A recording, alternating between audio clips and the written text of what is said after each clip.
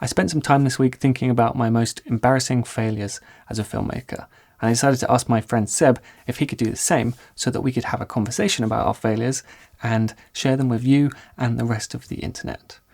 Is there any part of you that's scared that this could harm your career negatively? 100%. Like when we were talking about being vulnerable, like instantly the first thing I think about is I'm teaching filmmaking and I'm in the industry now. If I say something, will that harm my career? Now, my first failure story happened when I was directing what was at the time my most ambitious project.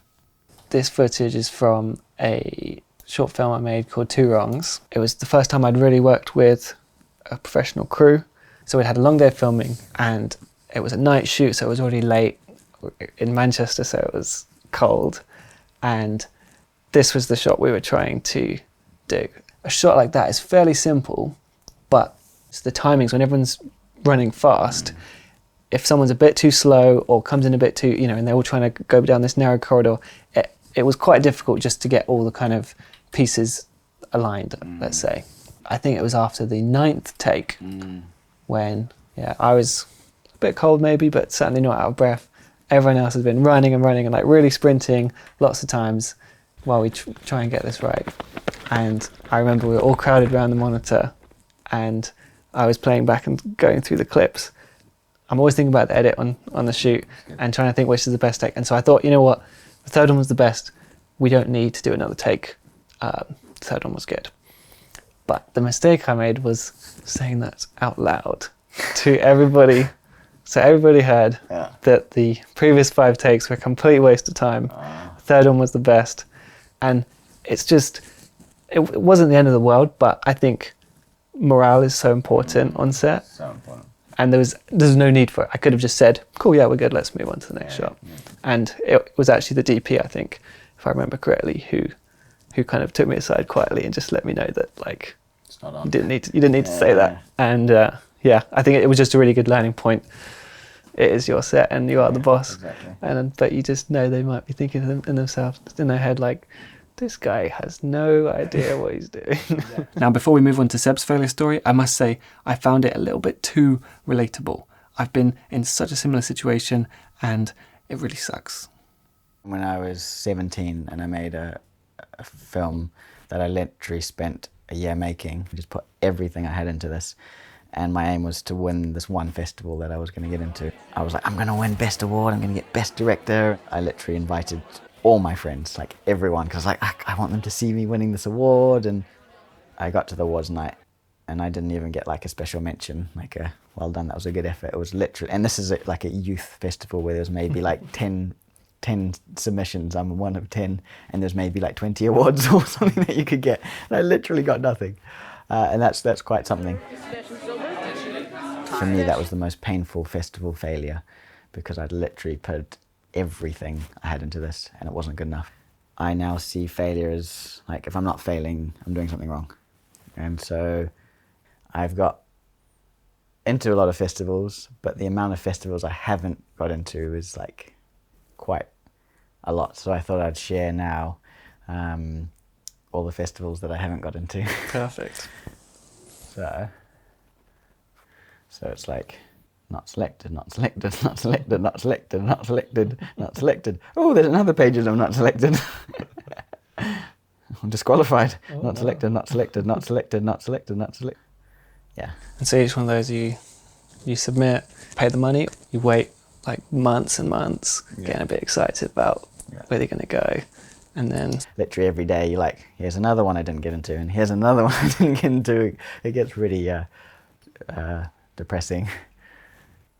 So there's two massive pages worth of festivals that I haven't got into, and if you see the number there, it says 106 festivals that I haven't got into, and I've probably made like 40 films, and that's just from my 2 latest films. So yeah, you get the picture. But then from there,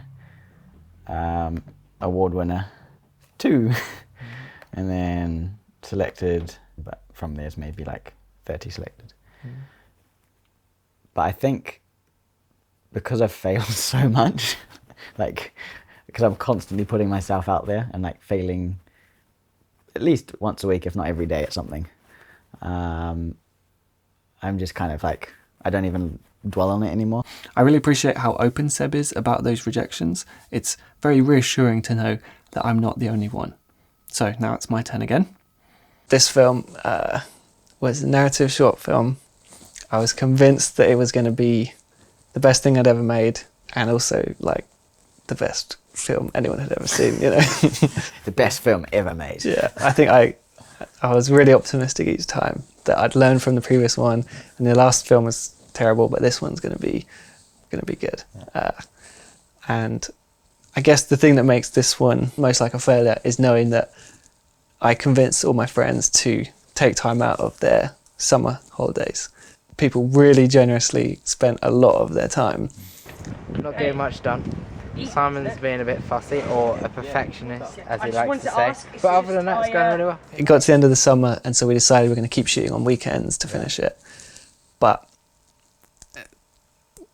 it kind of the momentum had petered out a bit. It was difficult to schedule things, and then also I was just looking back at the footage and looking back at the script, and just being like, you know, I don't think there's any way we can make a good film out of this. My friends would ask, like, how's the film coming along? You know, is it finished yet? It went from, you know, saying, oh yeah, there's a lot of work to do, I'm working on it, to then did that cop out of saying, oh, we'll just cut a trailer out of it and our film will be the trailer. And then I didn't even manage that. And so then when I decided, okay, I'm going to give up, there's almost a relief to that. Yeah, because it is the easy way out. So there's definitely a nice feeling about that. It's like stopping, you know, you're running a race or a marathon or something and you stop. Of course it feels great to stop and you know, go lie down, have a shower. But then you're like, you know that you didn't finish the race. Yeah. But knowing that my friends had donated their time to this when they could have been doing something else, and when I'd kind of sold them on the idea, hey, we're gonna make something cool, you know, I hope they had fun. I think they did have a good time, but yeah, it's not a good feeling. You stepped on my toe. And new shoes. Sorry. Yeah. So whose mistake was that, Simon? Well, that was my fault. Isn't it funny how failures stay with you? I remember that time so vividly. Now, this next one I've got to preface by saying that Seb told me it was the one he was most apprehensive about sharing. The backstory here is that he'd visited the UK aged 19 to work on a film, but he enjoyed it so much he spontaneously decided to live here. But then what I didn't realise is making a career out of filmmaking when you don't really have that many contacts, when you don't really have any friends in the UK, you don't have much savings, is really, really tough. Also investing in gear, over-investing in equipment, because you get excited and you suddenly get a big paycheck and then you spend that money and you've actually got to survive on that for another 6 months, not 3 months. And I got to a point where I had about 50p in my bank account and I had to call up a family member and say, can I please borrow some money so I can pay for food? And that's when it became really real, and the realization, like, oh, wow, I've got to try and get some work. And during that time I worked in a cheese factory and looking after kids and things to try and pay the bills, and eventually things picked up.